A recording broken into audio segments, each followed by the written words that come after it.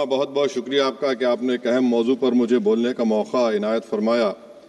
और बड़े अफसोस की बात है कि बड़ी धूमधाम से हुकूमत की तरफ से इस बात को रखा गया, मगर 30 से ज़्यादा MP यहाँ पर मौजूद नहीं है।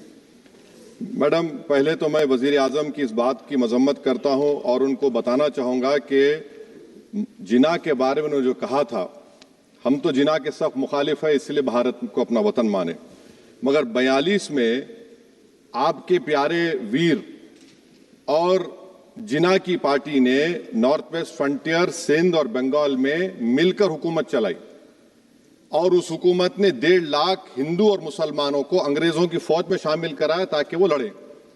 तो किसी शायर ने अच्छा कहा था वजीर आजम के बारे में कि फरेब देकर जमाने को पारसा ना बनिए, इन्हें कहो कि वो बंदा बने खुदा ना बने, अमीर शहर यही चाहता या हजरत कि हमारी चीख गले में रहे सदा ना बने। दूसरी बात मैडम, हमारे वजीर दिफा जनाब राजनाथ सिंह साहब ने बड़ा ही अजीब व गरीब और तकलीफ दे बात कही उम्मुल मोमिनीन के बारे में और उम्मुल किताब के बारे में। उम्मुल मोमिनीन उनको कहते हैं जो हमारे प्रॉफिट मोहम्मद सल्लल्लाहु अलैहि वसल्लम की वाइफ हैं, वो हम तमाम मुसलमानों की माँ, हम उनको तस्वुर करते हैं, मगर हम उनकी इबादत नहीं करते, हम अपनी माँ की इबादत नहीं करते।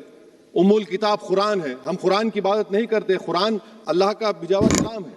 तो उसके बारे में भी शायर ने अच्छा कहा कि खबर नहीं जिन्हें अपने दीन व मजहब की, हमें वो दीन का मतलब सिखाने निकले हैं। अहम बात यह है कि मैडम, हमारे मुल्क का आइन का इस लफ्ज से आगाज होता है वी द पीपल। इसका आगाज भारत माता के नाम से नहीं होता है। हमारे संविधान का जो प्रियम्बल है वो क्या कहता है? Liberty of thought, expression, belief, faith and worship.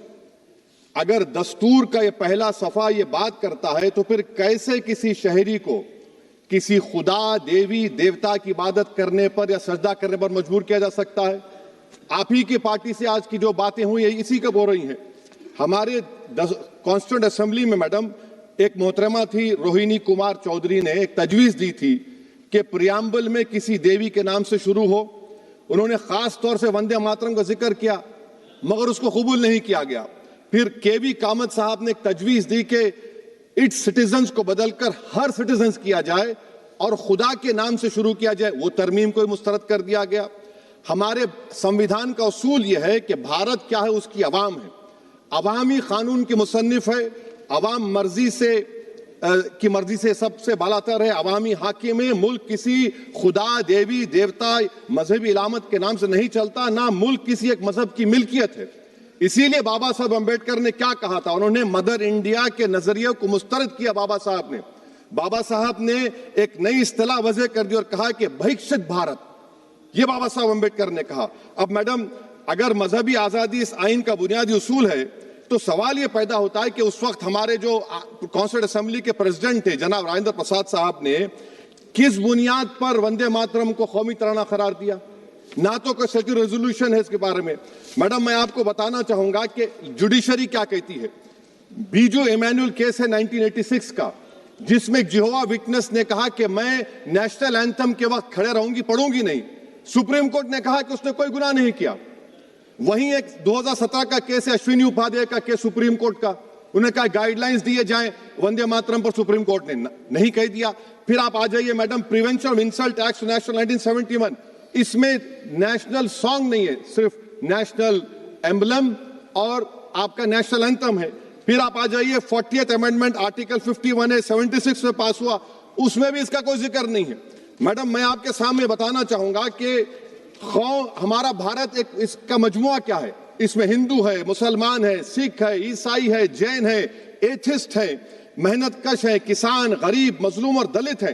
मगर अगर जो तकारीर आज हमने यहाँ पर सुनी और बाहर जो सुनते हैं, अगर भारत को देवी कहने और उसके आगे सजदा करने, तो दरअसल कौम परस्ती को, वतन से मोहब्बत को मजहब में तब्दील कर रहे, और फिर यहाँ पर बोल रहे कि अगर भारत में रहना है तो वंदे मातरम गाना पड़ेगा। भाई, ये तो संविधान के खिलाफ है, सुप्रीम कोर्ट के जजमेंट के खिलाफ है।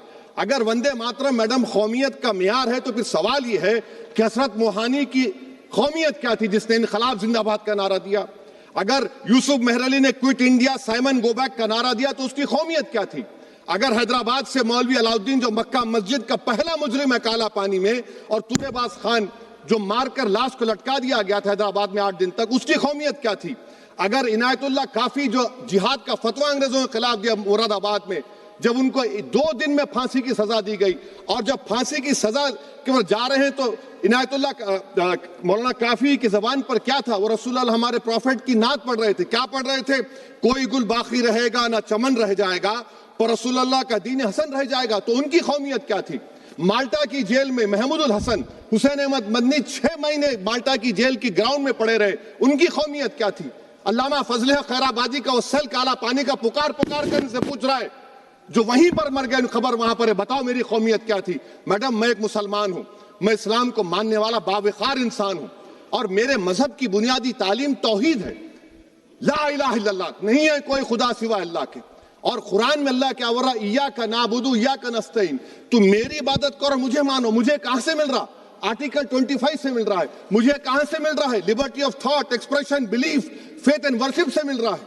तो इसको जोड़ना ये बहुत ही खतरनाक होगा। और हमारे प्रॉफेट मोहम्मद सल्लल्लाहु अलैहि वसल्लम जब मदीने को गए तो उन्होंने उस वतन के लिए दुआ की, कहा कि अल्लाह मदीने की मोहब्बत हमारे दिलों में और इजाफा कर दे, मक्के से ज्यादा कर दे।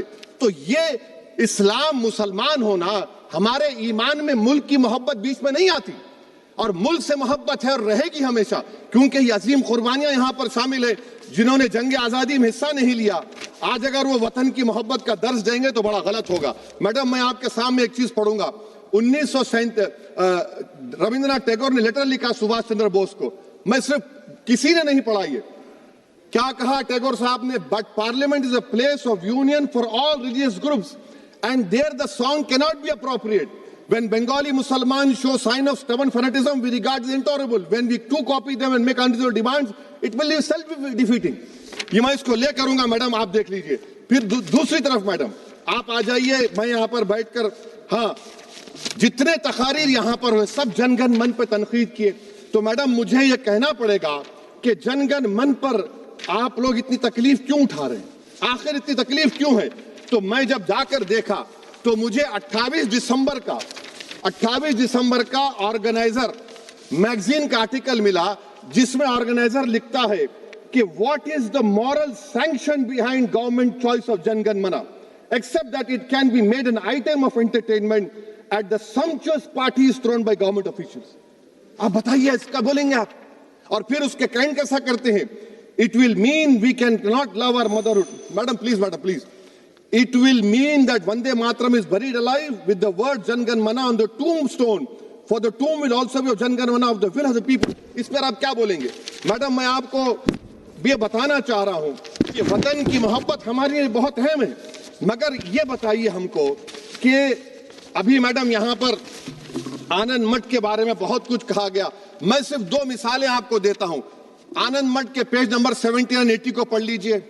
इसके बाद सनातन जहां मुसलमानों के घर पाते थे, इन्हें आग लगा देते थे। आप पेज नंबर 98 पढ़िए, हमें सिर्फ मुसलमानों को जड़ से खत्म करना है क्योंकि खुदा के दुश्मन बन चुके हैं। फिर आप पेज नंबर 115-16 दीजिए, फिर मुख्तलिफ इलाकों में मुसलमानों को सदा देने के लिए भेजे जाते, जहां भी मुसलमान आबादी नजर आती जला दिया जाता। फिर आप देख लीजिए मैडम, सफे नंबर 120 पेज 120, बंकिम लिखते हैं कि सनातियों को मालूम नहीं था कि अंग्रेज हिंदुस्तान को निजात दिलाने वाले हैं। ये आप क्यों कर रहे हैं? अब आप मैडम, मैं आपको पेपर्स दे कर दूंगा। मैडम, भारत में हमारी आजादी इसलिए आई और बरकरार रही कि हमने मुल्क और मजहब को एक चीज नहीं बनाया। हमने ऐलान किया कि हमारी मुल्क मुख्तलिफ तबकात मज़ाहिब पर मुश्तमिल है, हमारे मुश्तरका तकदीर हमारी कौमियत का सरचश्मा है, यह खास जबान सकाफत या मजहब नहीं है। अगर वंदे मातरम का मतन कौम और मजहब को एक बना देता है, अगर हम इसे टेस्ट बनाते हैं वफादारी का, तो फिर मान लीजिए कि यह गांधी, अंबेडकर, टैगोर, बोस और लाखों आजादी के सिपाहियों की सोच को छोड़कर गोडसे की सोच की हिंदू कौमी परस्ताना, मैडम खत्म कर रहा हूं, कौमी हिंदू कौम परस्ताना को इख्तियार करेंगे। मुझे वतन से बेइंतहा मोहब्बत है मैडम, और इंशाल्लाह हमेशा रहेगी, मगर बावजूद इसके कि मेरी मस्जिद, मेरी इबादत गाह, मेरे कपड़े, मेरे कारोबार पर हमले होते, मगर मैं फिर भी कहता हूं कि वतन मेरा, हर वतन को हम छोड़कर नहीं जाएंगे। मगर हुब्बुल वतनी का क्या मुतालबा है? हुब्बुल वतनी ये कहता है कि वतन से मोहब्बत है तो जुल्म को खत्म करो, गरीबी को खत्म करो, बेरोजगारी को खत्म करो, जबर का खात्मा करो, अमन का गहवारा बनाओ, पाकिस्तान की दहशतगर्दी को खत्म करो, एक्सप्लॉयटेशन को रोको, शरारत को रोको, मुल्क के खिलाफ की जाने वाली साजिश खत्म करो। मैडम, भारत एक चमन है जहां पर हर फूल को खिलना चाहिए। और अगर कोई इस फूल के अगर पूरे फूल खिलेंगे तो उसकी खुशबू से ये वतन मौतर होगा, मगर अगर इस चमन का माली ये कहेगा कि एक ही फूल खिलेगा, तो मैं जिम्मेदारी के साथ कह रहा हूं, अगर एक ही फूल खिलेगा तो वो सहरा बन जाएगा और माली माली नहीं रहेगा, वो जल्लाद कहलाएगा। तो इसीलिए मैडम हम उम्मीद करते हैं कि हुकूमत इस पर जोर जबर ना करे। मेरा राइट है, यकीनन मैं जानता हूं कि आजादी के लड़ाई में वंदे मातरम का नारा था, मगर अगर आप इसको जबर करेंगे तो ये संविधान के खिलाफ है। वफादारी का सर्टिफिकेट हमसे मत लीजिए मैडम, खत्म कर रहा हूं। वफादारी का सर्टिफिकेट हमसे मत लीजिए। आपके बुजुर्गों के कोई एक किताब में लिख के क्या लिखा है बता दीजिए, कहां पर क्या लिखा हुआ है। तो मैं मैडम मैं इस शेर पर अपनी बात को खत्म कर रहा हूं मैडम, मैं इस शेर पर अपनी बात को खत्म कर रहा हूं मैडम, मैं अपनी बात को खत्म कर देता हूं मैडम, क्योंकि आप बहुत जल्दी में हैं। कि भारत जिंदाबाद, हिंदू मुसलमान जिंदाबाद, दलित जिंदाबाद, ईसाई जिंदाबाद, आदिवासी जिंदाबाद, जो किसी खुदा को नहीं मानते वो भी जिंदाबाद, और मैडम सब पिछड़ा सब आ गया इसमें। तो हम उम्मीद करते कि इस रूह को आप समझेंगे, अगर आप सिर्फ अपनी आइडियोलॉजी को लेकर चलेंगे। और आखिर में मैडम, जनाब बंकिम चंद्रा साहब के बारे में मैं आपके सामने डॉक्यूमेंट लेकर रहा हूं कि उन्होंने बीए का एग्जाम पास नहीं किया था, 7 मार्क्स से फेल हो गए थे, ये भी रख रहा हूं। तो आप जिसको लिटरेरी जायंट बता रहे ये नहीं है। बहुत बहुत शुक्रिया। धन्यवाद सभापति महोदया।